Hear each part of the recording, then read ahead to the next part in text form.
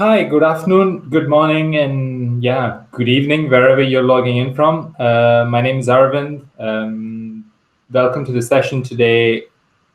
Just to quickly introduce myself, I'm an independent consultant in the Earth observation sector and the wider space industry. I work with Earth observation companies and consult them on their go-to-market and strategy. And I also have a podcast and newsletter focused on the space industry.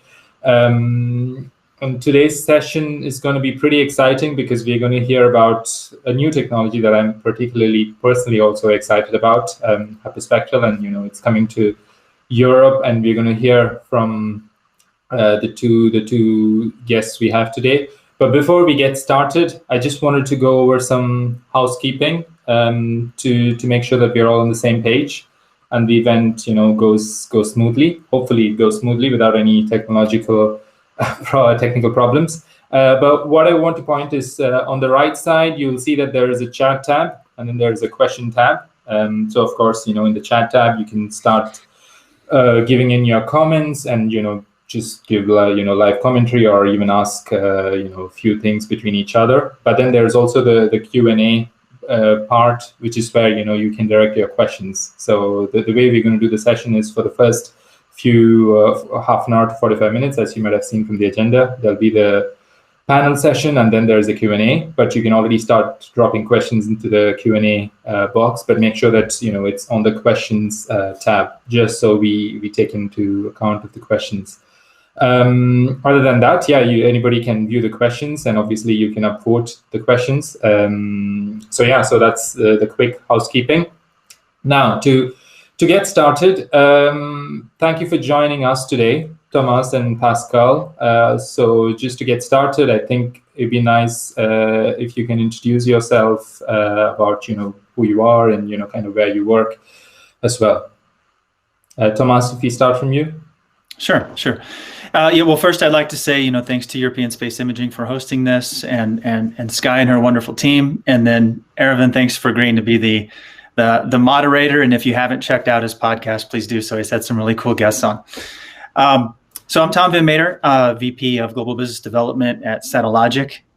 Before Satellogic, I was also served in a similar capacity for Maxar. And then before that, with NGA, the National Geospatial Intelligence Agency in the US, for about 12 years. I've been at Satellogic for a little over 2 months. So, I'm right in the thick of things. We've had an exciting first quarter. Just in the first quarter, I've watched them commission the 10 satellites that were launched in November. I've watched the team launch internally a platform for viewing, downloading, and tasking. And then we've also built up our image factory, all in Q1 to be able to deliver to meet market demand. So it's been an exciting first quarter, and I'm happy to be part of the team. Thank you, Thomas. Pascal, would you mind going next? Thanks, Aravind. Thanks, Thomas, for your intro and for the moderation, Aravind. My name is Pascal Schichor, Sales Director at European Space Imaging. I worked for 15 years now in the Earth observation sector, and approximately 13 years at European Space Imaging. And since 2018, I've been leading the sales department, overseeing a team of 7 colleagues, and managing the business sales strategy across Europe and North Africa. For the ones that don't know European Space Imaging, since I saw a lot of attendees from outside Europe, we are the leading provider for very high resolution satellite data in Europe. And through our partnership with leading industry organizations such as the German Aerospace Center, we operate our own ground station to actually task and receive data from Maxar satellite constellation.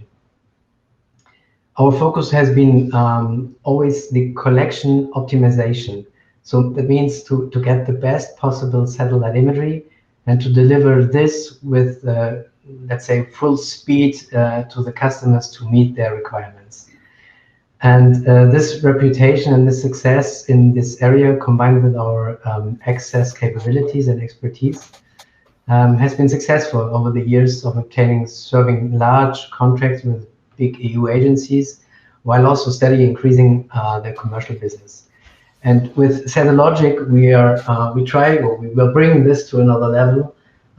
We have the access to the Constellation now, and with a combined revisit of 3 to 5 times a day, it's increasingly building up our capacity to meet actually the requirements of our customers.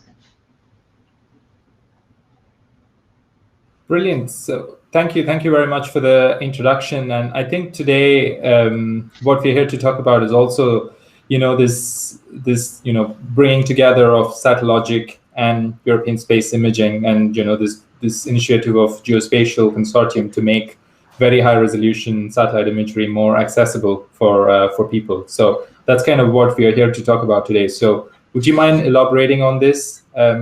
Maybe starting from Thomas and then we go to Pascal.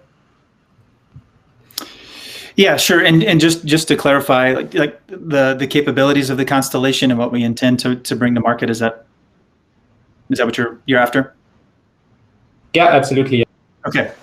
Yeah, so right now we have 13 satellites in orbit.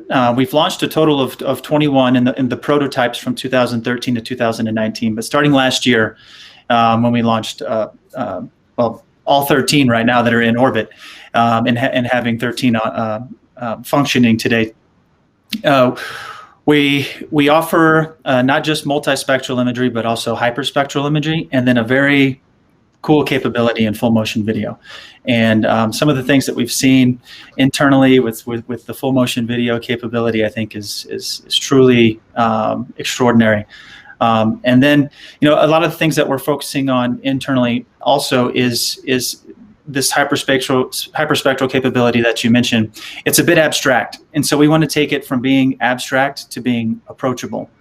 And we're also focused on making the scientific and the large data scalable. So how do you take scientific and make it scalable? How do you take abstract and make it approachable?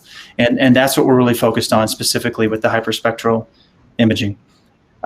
In terms of resolution, our multispectral satellites are native or at just under a meter. And then we apply a high definition or a super resolution algorithm to enhance them to 30 centimeter resolution for the view ready data, or the level 3 data as it's known in the industry. For the hyperspectral, we image in 29 different bands, and we have a resolution of about of 25 meters. And then we have 3 currently in our constellation that are entirely dedicated to hyperspectral imaging, and we hope to build up the world's largest hyperspectral archive just within the year.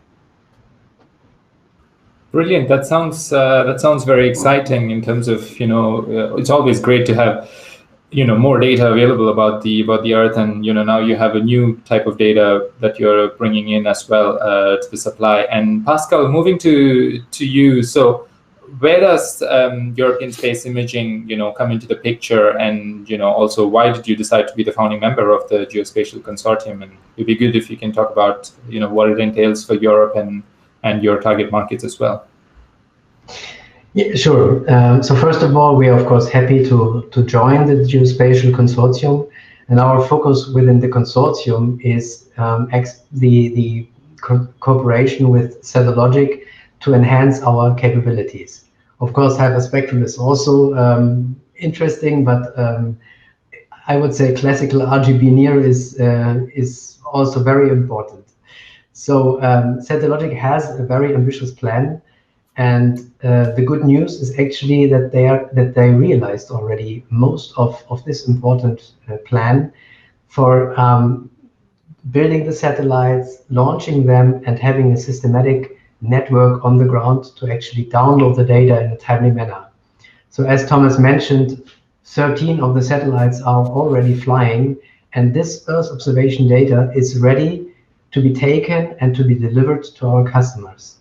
And I see that for example, we have a lot of requests for monitoring orders, and this is the key focus that we would like to offer to our customers. There's a strong demand for monitoring, like infrastructure, pipeline management, forestry, for example, deforestation, forest health, and all these all this demand can only be satisfied with the collection capacity of Satellogic. Actually, the marketing team made a small video, and I'm not sure if I can share it here. Let me quickly check.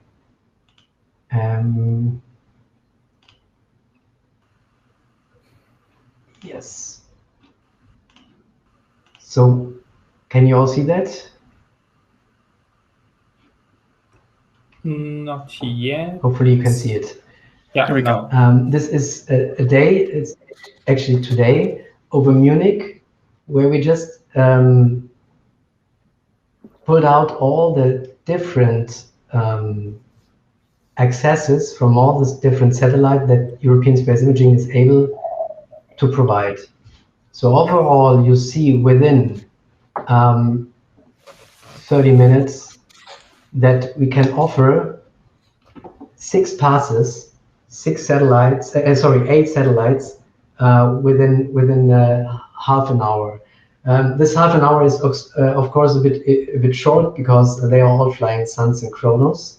But in the future, more satellite constellations will come up, even flying in mid-incline orbit. So then you have access throughout the entire day. And this exactly actually makes this constellation very exciting and attractive for the customers.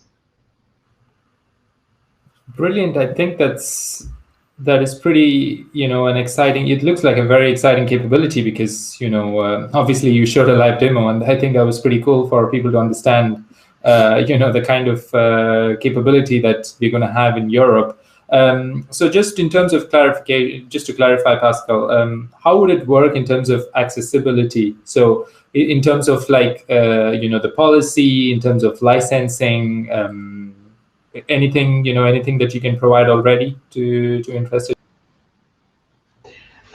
Yes, for the accessibility, it will work like with current I call it paperwork. So we are ready to offer Satellogic data now to our customers. So it is. I just want to stress one point, that we have this constellation from Satellogic. It's up and running and orderable through our customer support team. And this is very important because nowadays you see a lot of constellation, or you read about a lot of constellations that have ambitious plans to launch satellites and constellations. But actually, if you dig in the information, then you find out, wow, this constellation is only available in the next, I don't know, 3 or 4 years. Sometimes it's just an idea, not even funded or something like this. And this is really the difference, that what we would like to offer. We have the running 13 satellites already available. It could be done, it could be ordered through our customer support team. Currently, it's like I said, with paperwork and order forms and so on. But we are working together with the Satellogic team to make it a very smooth and easy process, ordering through API connected from our resellers and customers to OISI and European Space Imaging to Satellogic. And then it's the direct access to the tasking and archive system to Satellogic. That's pretty amazing. I mean, especially because, if you have the data availability problem solved and also the accessibility solved, I think that would be, a huge, progress in terms of data access for customers as well. I was just doing a quick poll with our audience here, and just getting to know if they know what hyperspectral imagery is, or if they have used. And it seems like a lot of people have heard of hyperspectral imagery, but not all of them have actually used it. So I think what would be good, maybe first, Thomas, maybe if you can start just to differentiate what is multispectral and what is hyperspectral. So I think everybody, get to the same page. Sure. Now, I have a liberal arts degree, full disclosure, so I'm not an image scientist, but I'm going to do my best. So with multispectral, what you're typically looking at is, what the eye can see, plus a near infrared band, which is, you can see in the infrared. With multispectral, what you're afforded are multiple different bands within the electromagnetic spectrum. And I like to use the metaphor of cooking, right? I like to cook, and if you imagine a hyperspectral image being sort of like a cookbook, what we can provide are recipes to get the meal that you want. So if there's 29 different bands, which is what we image, you want to look for the right band combination to provide you the insights that you need, to satisfy whatever you need, the problem that you're trying to solve. So for instance, if you're wanting to find out if there's an oil spill or there's pollution in the water, that may not be readily available, or you can't see that with multispectral imagery. But with hyperspectral imagery, the different material in the water has a unique spectral signature that with the right band combination, you can pull that information out so that you can recognize it and see it with the human eye. So what we intend to offer customers and working with European Space Imaging is an approachable way to solve those types of use cases, whether it's vegetation health, vegetation stress, different characteristics for canopies, soil composition or material composition, or turbidity in the water and what that's comprised of. We want to work with European Space Imaging to make that more approachable to not just the European market, but to the greater global market. Absolutely, yeah, no, definitely. It seems like the differences is important to be understood, because the type of applications also that you will develop with multispectral and hyperspectral is going to be pretty different. From a European perspective, Pascal, in terms of how you've seen this being used earlier as well, based on your experience, are there any challenges with respect to calibration? Because there is a lot of problems that are associated with calibration, and maybe even Thomas, you can add in if you have any insights there. How are you proposing to mitigate, let's say, the challenge with calibration? Maybe Thomas, you can start, or Pascal, yeah, you can start, and then Thomas next. Yeah, I will start, but very shortly, because of course we are not the experts in handling huge constellations and the radiometry and the calibration of the sensors.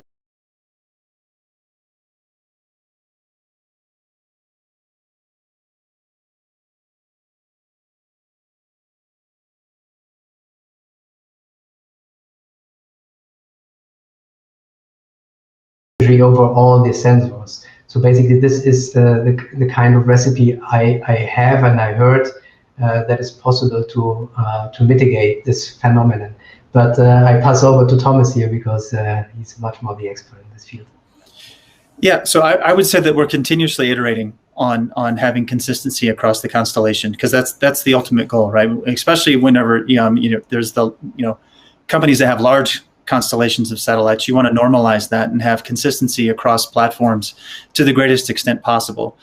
So I think any provider right now that's operating a constellation of satellites in space, that's the ultimate aim, and it's an iterative process. And there are certain quality metrics, that we're continuously that we hold ourselves accountable to, and that we want to exceed and go beyond. Brilliant, because I was just asking the audience again in terms of if they think that the calibration is a challenge today, and it seems like it is a challenge. So it's pretty spot on that you're trying to address that, because that is the pain point that customers seem to have today. Brilliant. So now that you've had an understanding of the constellation, I wanted to move on to two buzzwords that I think we keep hearing a lot these days. It's used interchangeably, but still, artificial intelligence, machine learning. How are you planning to, let's say, address this? Is it included in the workflow that you described already? Do you kind of facilitate that in your process? Yeah, so we're deploying those types of capabilities in-house in our imagery product processing pipeline. But in terms of what the market gets to see and touch and feel more often is after the fact, right? After the image is delivered, it's the algorithms that are applied for feature extraction, object identification, characterizations, land use, land cover, those types of things, and doing those at scale. And right now, as a young startup, right now we're focused mainly on the internal and getting that right. Particularly the super resolution. And so now we're looking at applying our algorithms that have been successful with our multispectral to our full motion video and applying super resolution to full motion video and do some training, some model training to have our full motion video also in color rather than just in monochromatic. So we're looking internal to apply a lot of those, but I think there's market signals out there, for the value added services, and there's wonderful folks in the market, that can provide those, like Preligens, formerly EarthCube, Descartes Lab, Orbital Insights. That they're incredibly great at what they do, and so at this stage, we'd be, we're focused internally more so than the value added services. But European, I'll let Pascal speak to their capabilities as well, because I know that they're offering wonderful services to the European market. Yeah, Pascal, if you can speak to this point from European space imaging perspective.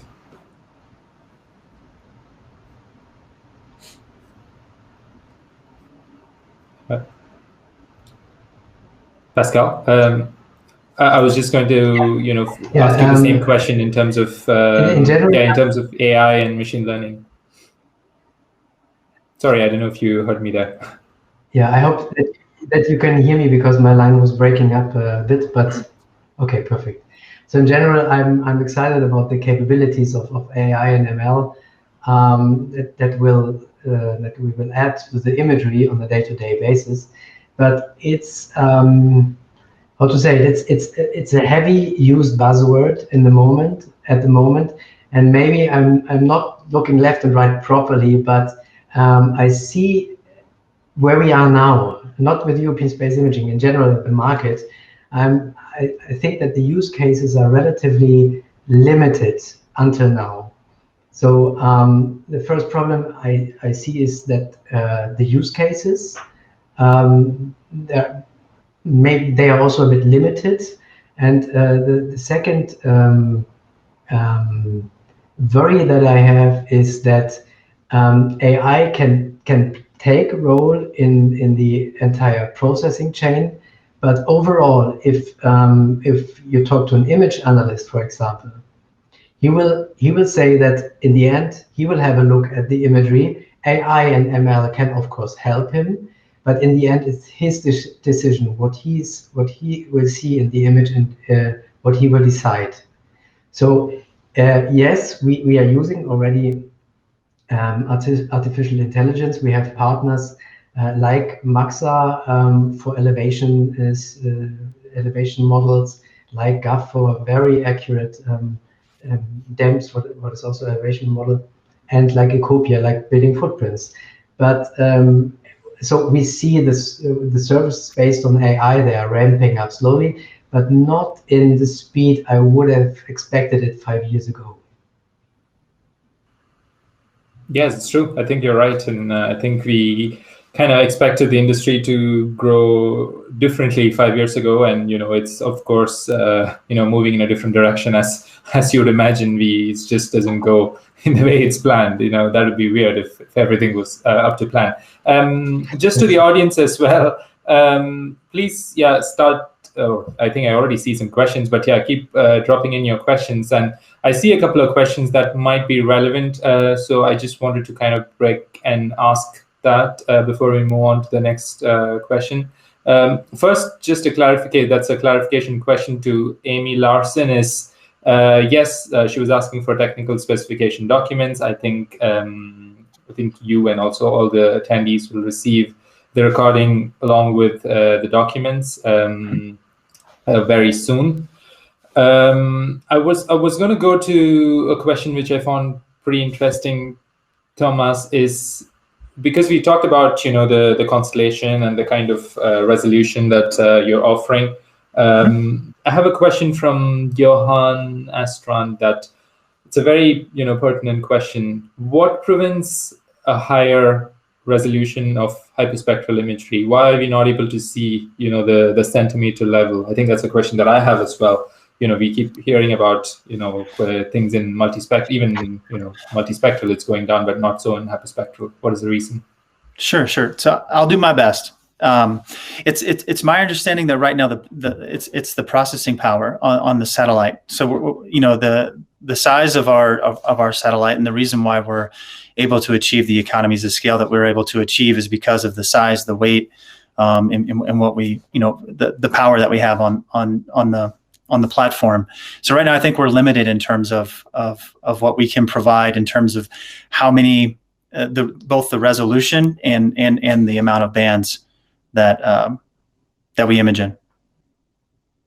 I can provide Johan with a more detailed answer if I go to my head engineer. Sounds good.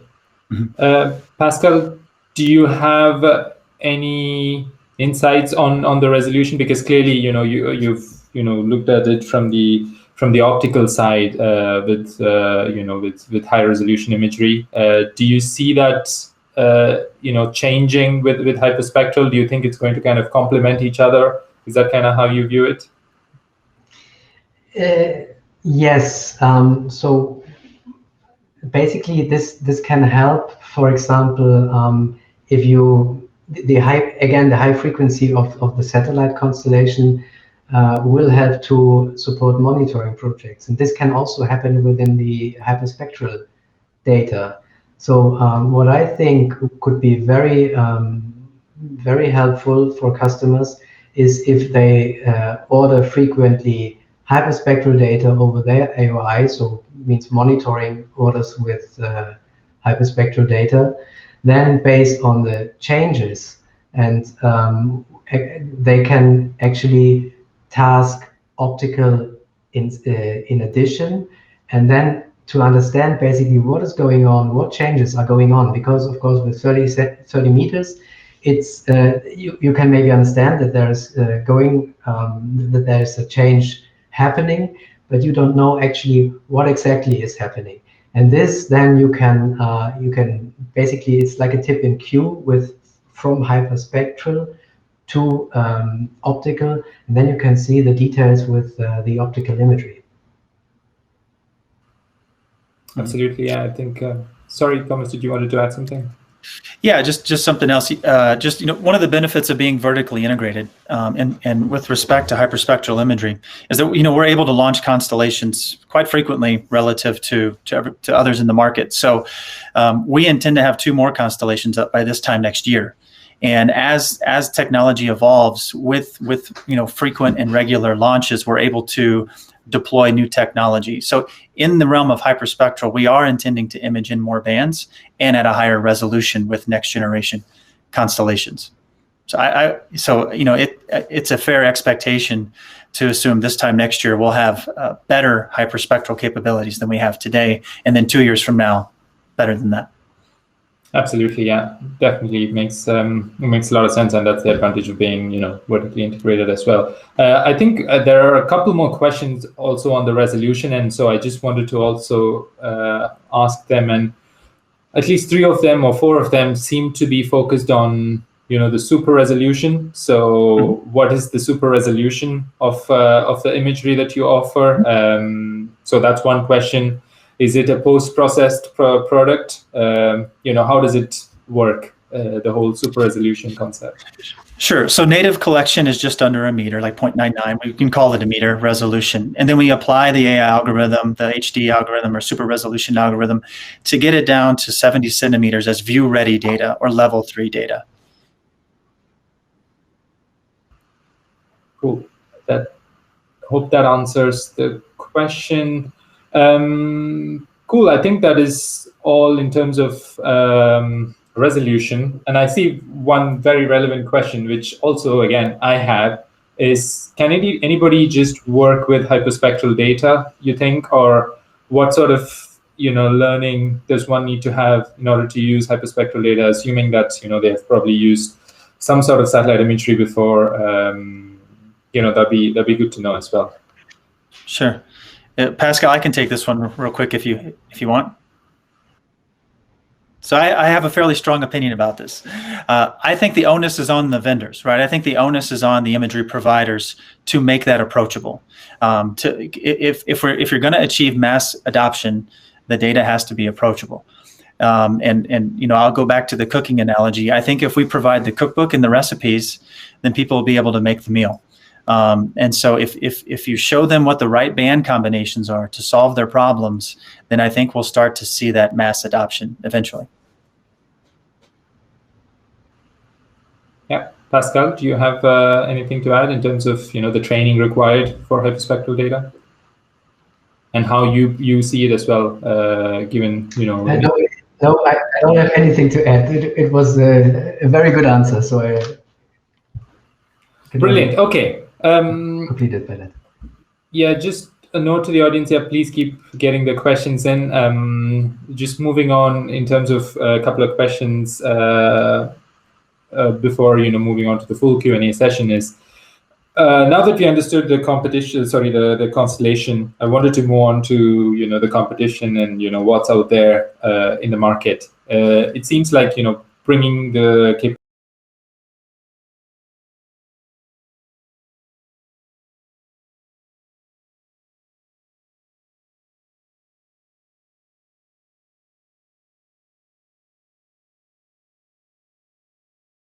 European perspective, and then Thomas can add in. Pascal, if you want to start.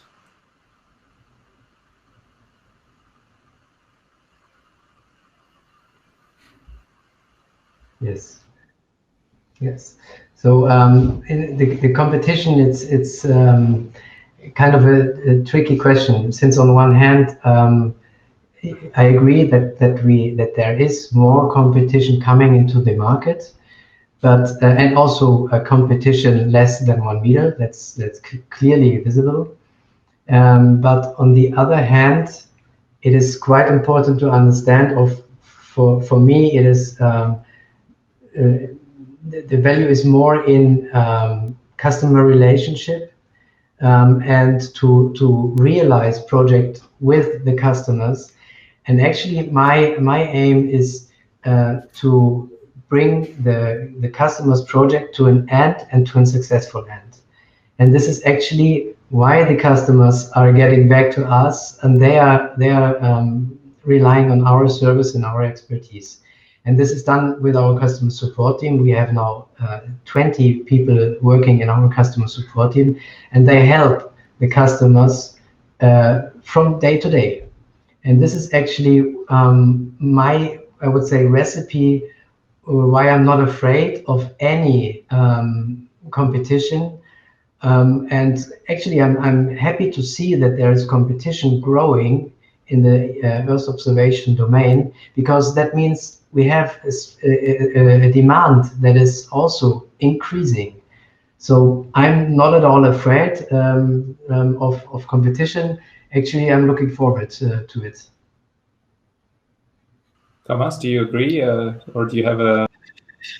Yeah, no, I agree 100%, and I think that the market benefits, right? The market benefits as a whole with more competition, right? Aravind, we spoke about this before the event, but to date, demand is outpacing supply. So there's not enough satellite imagery in the market to satisfy the demand.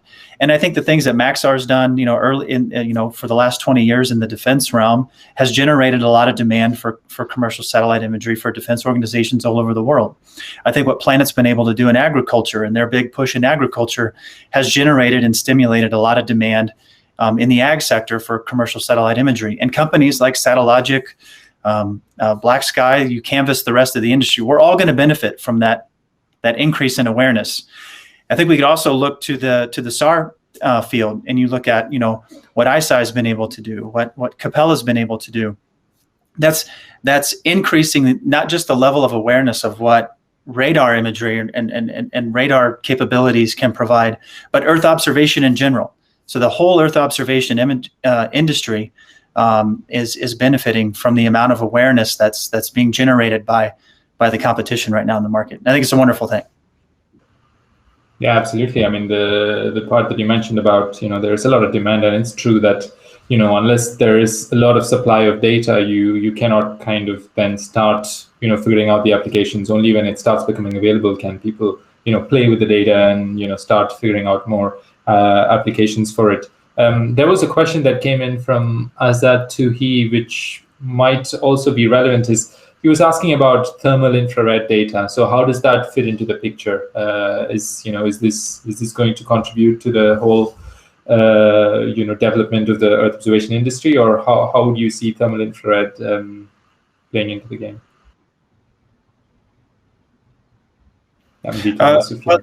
Sure. I can speak to that. So we're launching a product later this year called Hosted Payload, where we have an open bay, and academia or R&D organizations can experiment really with one of the payloads. And one of the ones that's been floated up as an experimental payload is thermal infrared.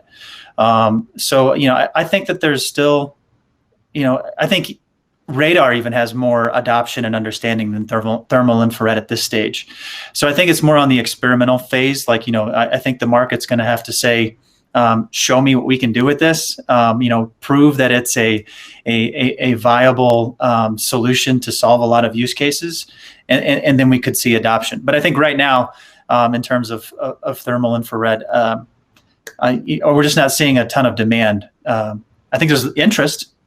There's market interest, but in terms of demand, I would say that the demand signals for EO and SAR are much stronger. Absolutely. Cool. I think there was one question, which I think it's probably just a clarification. So let me just quickly address that. I think somebody was asking if you plan on having the imagery into a public database of some sort. I don't know if you have any answers to that, but I think there was a message on the chat where you can actually go and download some samples. So if that's what you mean by your question. Who was it? Eduardo, I think, Eduardo Ibanez. But yeah, so there is some sample data, but just also from your perspective, is there going to be some sort of a public database from either Satellogic side or from European Space Imaging that's going to have some imagery there, or is it more the sample data that you're sharing right now? So yeah, first of all, we share now some demo data with the link that you can see, and our plan is, and this is what Thomas mentioned in the beginning of the session, that the plan is to launch in Q2. I guess, Thomas, correct me if I'm wrong. A database where you can actually access the archive imagery. And this is also the plan that once this is ready, what we would like to offer our customers is the API to have this data displayed and to select the archive scenes, whatever is needed then. Brilliant. I think that kind of leads me to one of the questions that I had, is because you mentioned there's something coming up in terms of the launches. So I was just wondering, how do you see the future of this partnership going? Because obviously, you started it, and it's now launched in Europe. How do you see that going forward? Thomas, if you can start, and then Pascal after that.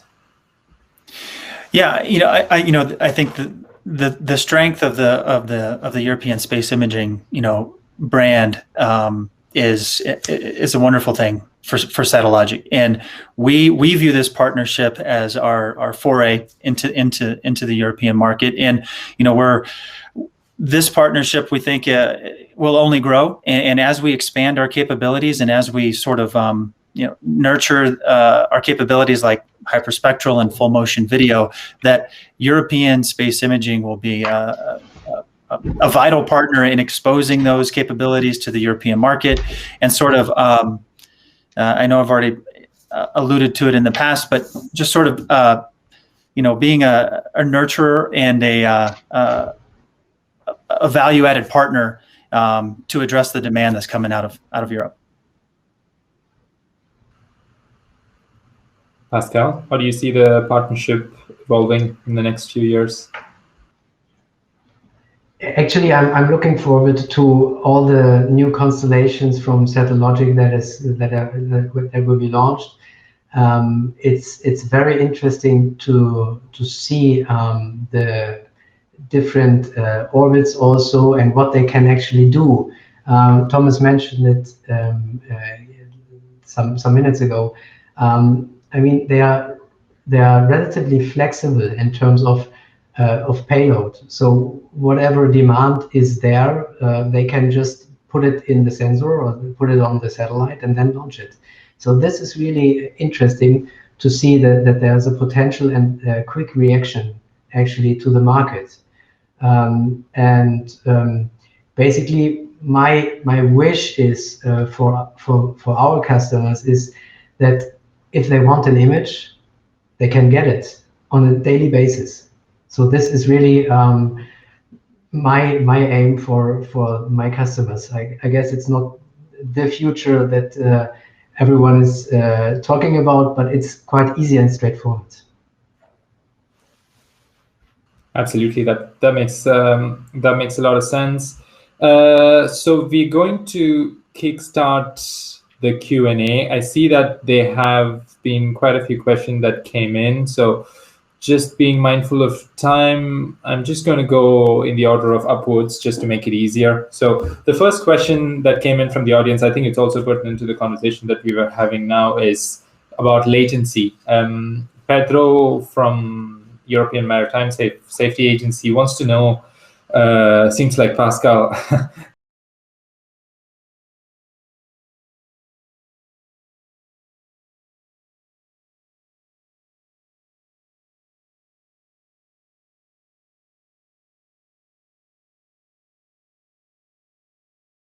as a statement, but also I think it is a very valid point that from the time it takes from submitting a request to having an image is very, very important. And do you see that kind of changing now with, a constellation of images being available? Pascal, if you can start that.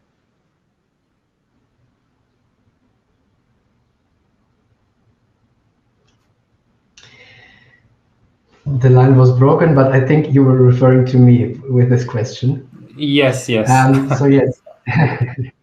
So that's a very important point, and there is the necessity, and especially for these EU agencies, to have very quick reaction and a quick delivery of our products. The customers are used now to have a very quick reaction and quick delivery speed from European Space Imaging with 30 minutes and even less. With the Satellogic fleet, we are not there yet. I have to honestly say that. It's in the making to offer a similar speed to the customers. But in terms of the orbit height and the flying geometry of the satellites, it's a bit different. So we have to tackle it in a different way. But we are working together with Satellogic to offer our customers the deliveries in a very timely manner. Mm-hmm. Yeah, I would say that sort of the three pillars around Earth observation are resolution, latency, and accuracy, right? And so we've been laser focused on image quality and resolution, and we've achieved what we wanted to achieve there. And I think with accuracy, without ground control points, we're at less than 10 meters CE 90, which is fantastic. So with those two under our belt, I think you're going to see a lot of focus from Satellogic on addressing that third pillar and latency for several hours down to just an hour or two is what we're aiming at. Brilliant. I hope that answers your question, Pedro, or at least you can be assured that it's being taken into account. It's going to be of a lot of importance and priority. Just on building on the same point, I think Anthony Graveline This question is just on the part about tasking. What is the minimum kilometer square to order when it comes to tasking? That is just a quick question, Pascal. Is there a minimum? Actually, there is, but you get me not on you have me not on the sweet spot here. I think it's 25 square kilometers, but actually I noted down that for all these special questions, our customer support team is very well informed and can give you the information. Absolutely, yeah. I can offer that our two standard image sizes are 5 by 20 kilometers and 5 by 10 kilometers. But we can also, we could image smaller if need be. Sounds good. Just moving on to the next question, again based on the upward. I think it was about the swath width of the Constellation, Satellogic Constellation. So the question is, what about the swath, and is it realistic to monitor larger areas? How large and how often? The question is again from Johan Astrand from the European Commission, the GRC. Mm-hmm. Yeah, so with the multispectral, our swath width is 5 kilometers, and with the hyperspectral, it's I believe it's 130 or 150 kilometers. So it's a very wide swath width. I think we can collect anywhere just with 3 hyperspectral sensors around 2.5 million square kilometers a day. So if you're looking at wide area through multiple bands, hyperspectral would be the way to go.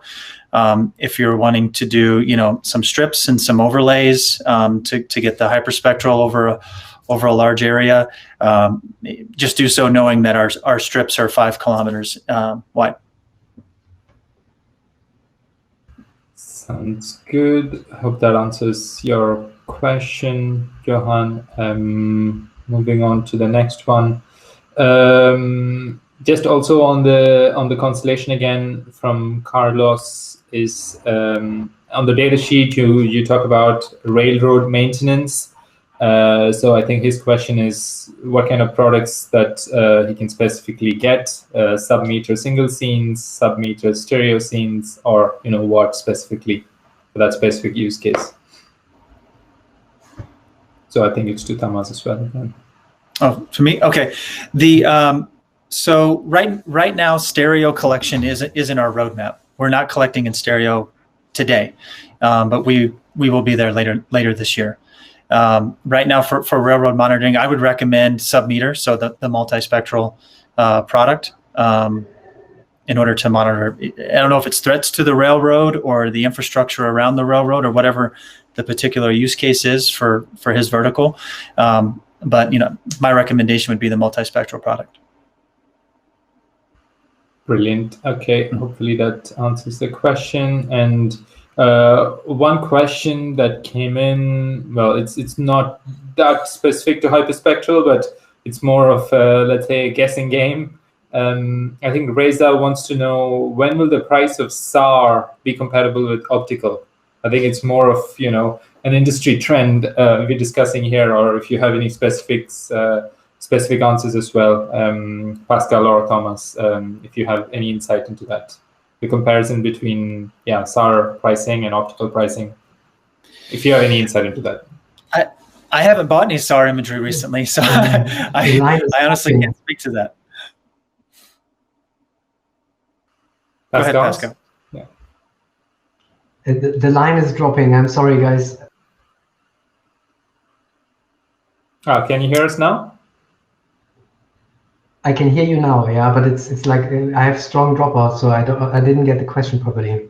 Yeah, it was just a comparison between SAR pricing and optical pricing. That was asked by somebody. If you had any insights into that they can take home.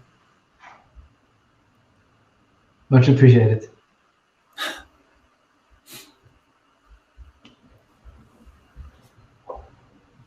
All right. So in that case, I'm just going to go on to the next one. Okay, so there's a question from Carlos again. It's if there was an accident with crude on the ocean, can we have access to program on the coverage? If yes, how many times to start the program? So it's more, I think, to do with, again, going back to the question of latency, I think. Do you have any comments on how soon one can have access to that data? Well, in terms of task, go ahead, Pascal. Sorry. Go ahead. From our side, it's the connection with Satellogic is established, and it is going relatively quick. So we did already tests where we had AOIs and they were covered within 24 hours. So this can be relatively quickly done. Thomas, I guess you have the insight about the timelines and further. In terms of reaction time, we could task for multispectral with just a few hours heads up. So if they're aware they have a location of an oil spill, within a few hours we could task for the next pass that's coming over to collect. Got it. With the understanding they're in sun synchronous orbit and they're imaging within a certain window. Yeah, absolutely. Yeah, definitely.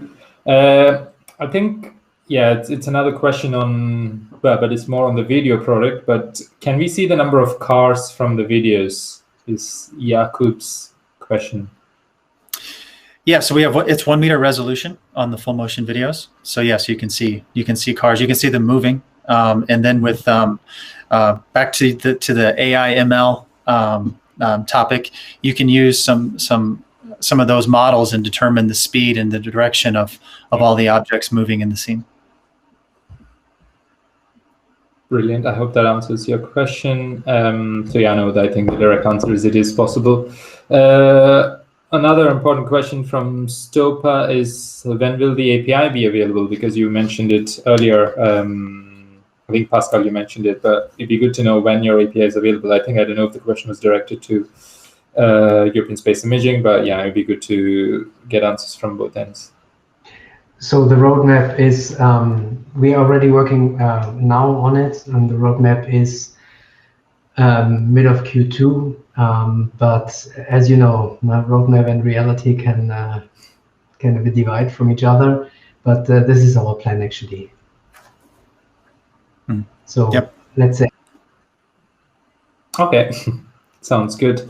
I saw another interesting question there. Is from Teodoro from NuSat, and obviously I think his question is more directed towards, is this going to be part of the International Space Charter for major disasters? Do you have that in the pipeline? We do. We're waiting to hear back any day now. So we're hoping to be, knock on wood, or I guess in Australia they say touch wood.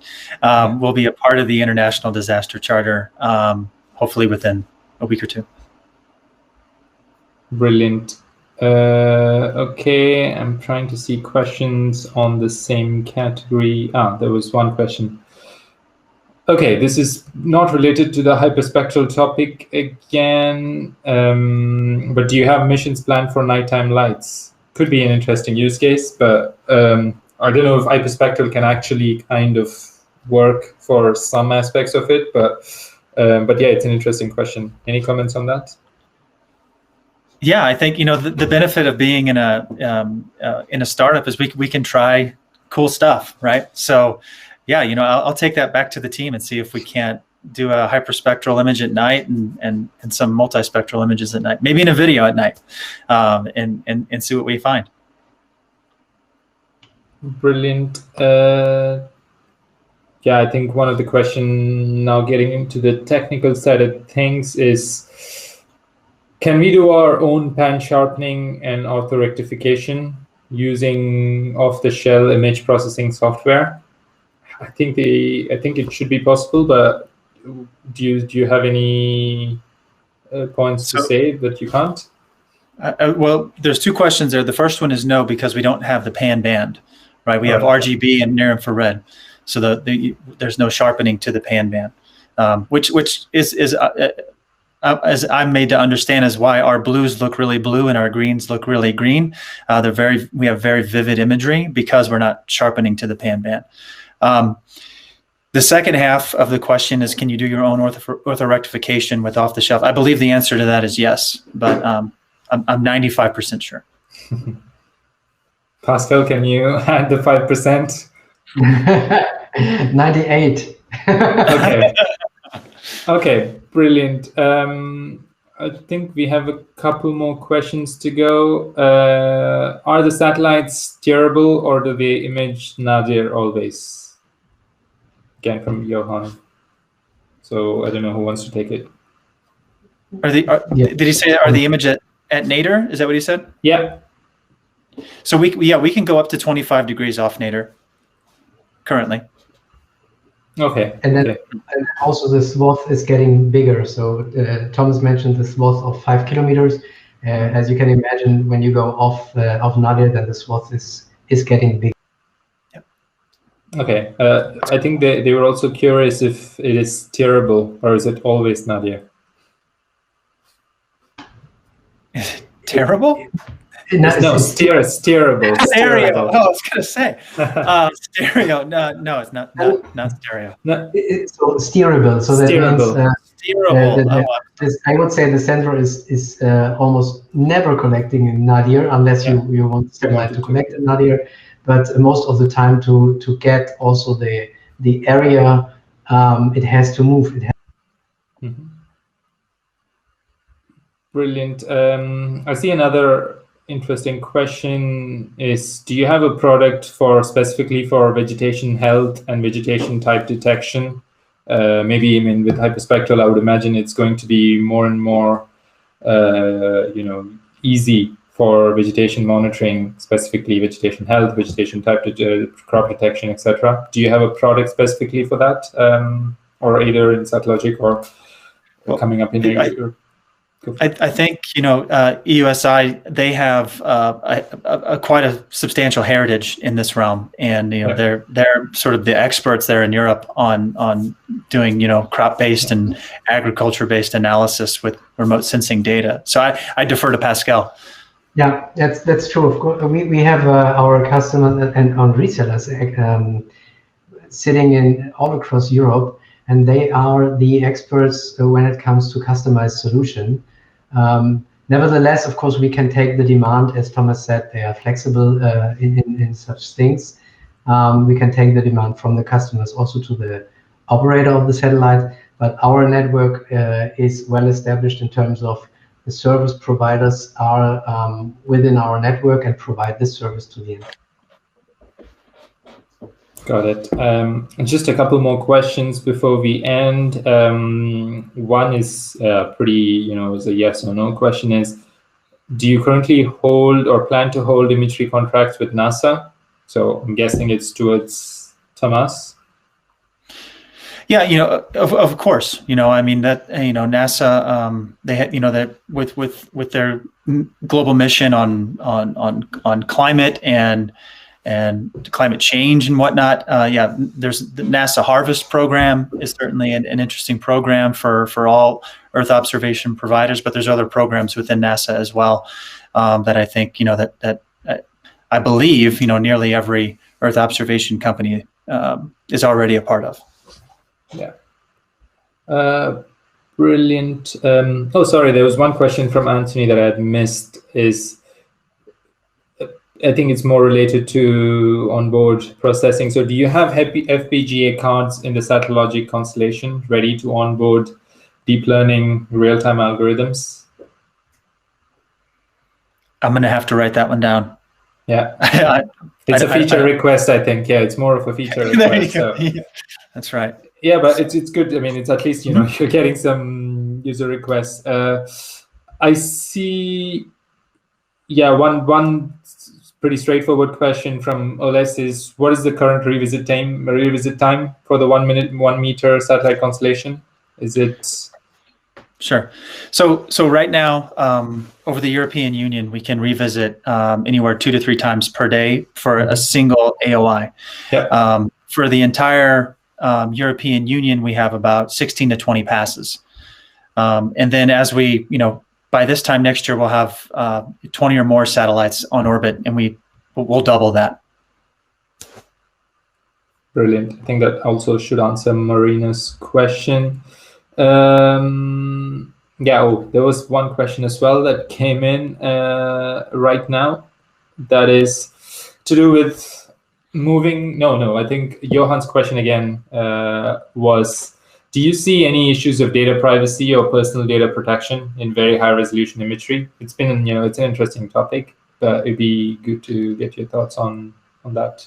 Maybe who wants to start first?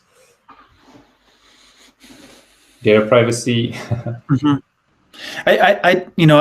There's a difference between what Hollywood portrays and reality, and I think sometimes that muddies the water in terms of what can actually be accomplished with Earth observation data.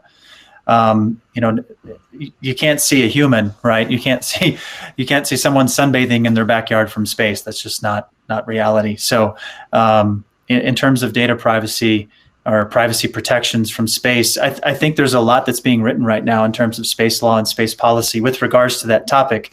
But from my optic or my vantage point, I don't see any conflicts of interest right now with the products that we're offering. Yeah, I can only add, me neither. Car plates to identify people on the street, it's not possible. So not now, and I would say not in 5 years. Good. Cool. Then I think we kind of addressed this question earlier, but Chris from Hellenic Air Force wants to verify if we can identify moving vehicles and ships in a specific AOI. Should be possible, right? Yeah. Yes. Mm-hmm. Yeah. In fact, we've done some pilot projects with some folks in the European Union, and we've actually identified some suspected illegal ship-to-ship activity with our full motion video capability, which we're very excited about. All right. Any last words on what's to come, Thomas and Pascal, before we end the session? I think we have gone through the questions, but just to wrap up, do you want to say something specific about what's coming up in terms of data? Anything that the audience should look forward to? Maybe Thomas first, and then Pascal. Sorry. Yeah, sure. I'd just like to close, by saying, again, thanks to European Space Imaging, and thank you, Aravind, for agreeing to moderate. Satellogic is incredibly excited about the potential that we have in the European market. We know the demand signals there are strong, and that with the Constellation, that we're building out, that we're continuing to build out, we'll be able to address that demand, especially in the sub-meter range. Being a vertically integrated company, as I alluded to before, affords us the ability to iterate and to adapt to new technologies, and then put those new technologies in space to meet market demand. And that's something that we're going to provide to the European market through European Space Imaging from now into the foreseeable future. And we couldn't be more happy with the partnership. Sorry, Pascal, before you go, there's just been one question, so I just wanted to quickly, because it seems more of like a clarification question that Reza wants to know. Is there going to be any sort of guideline to help people understand which part of the bandwidth of hyperspectral is useful for each application? Maybe that's also something that they can look forward to. Yeah, so we internally, we did some tests now. We have some preliminary results of the tests. And so we are working together with Satellogic to get more information out to the customers to make them understand better the purpose, the bandwidth, all the information that is needed to understand the product better. Brilliant. Okay. Well, there are a couple of questions coming in. I think we can take one more if you guys are okay. Yeah. Of course. I think one question is from Eduardo from INVAP. I didn't recognize this before. And Satellogic is an Argentine company. I don't know. It's Argentinian company. So I think Eduardo wants to know how you manage to. Do you have cloud avoidance systems? How do you manage the clouds? It's kind of a fascinating topic. Well, until the cloud erasing algorithm is built, every EO provider is subject to Mother Nature. There are a few things in-house that we can do to help reduce haze. We're working on an atmospheric compensation type of algorithm to reduce some of the noise in the atmosphere. But you're always subject to clouds.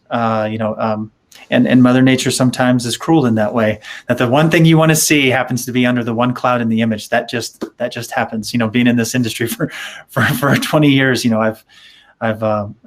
clouds have never been my friend. So that's just how it is. Yeah, that's true, actually, Thomas. And for European space imaging, we have to deal with the same problem, of course. But since we are doing the local tasking here in Munich, we try to avoid to collect clouds. I mean, it's obvious that if there is a cloudy area and we have to collect it, then we go for it.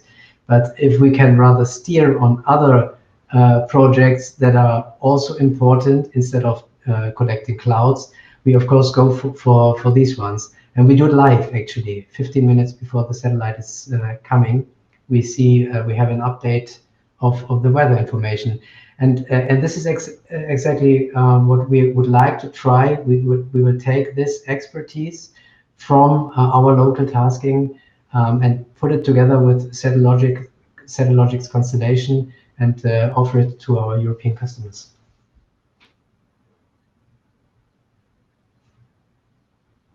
Forgot to unmute myself, but there's been one question that has gotten quite a few votes. I think both of you can answer. It's more to do with the price of high resolution imagery.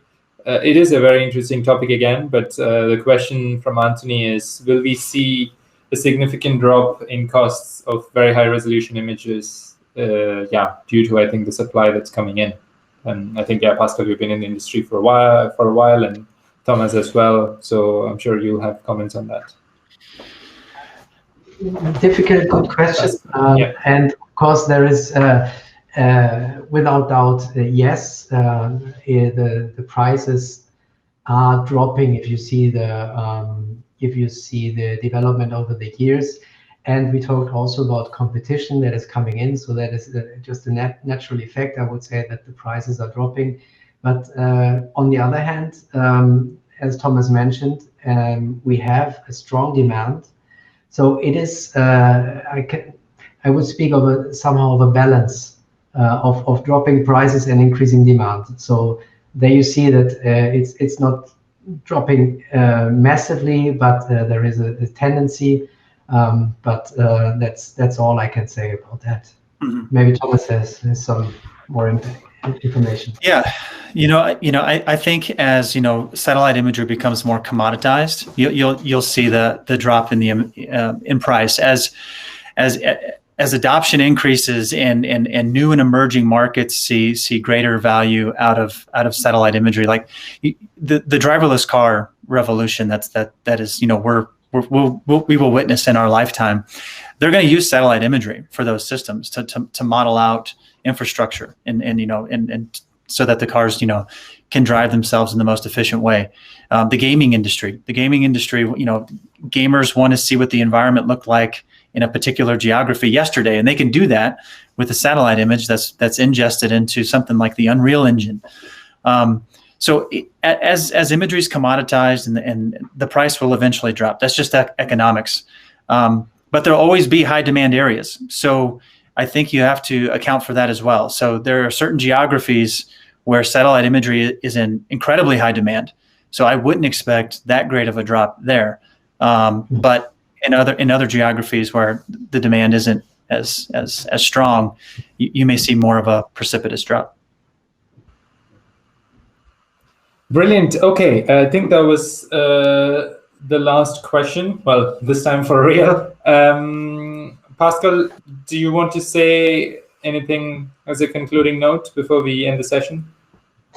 I can only join Thomas here and say thank you very much for your attention. It was a pleasure to talk about Satellogic and the future capability, and I look very much forward to your comments on this new technology and on the bright future that is ahead of us. Brilliant. So thank you very much, everybody. And as Pascal said, thank you for your attention. And once the session is over, you can still stay on and socialize in the lounge. So you look forward to receiving the recording and then the materials that you'll receive very soon. Very good. Thank you. Thank you very much for your attention, and take care. Stay safe. Bye-bye. Thank you.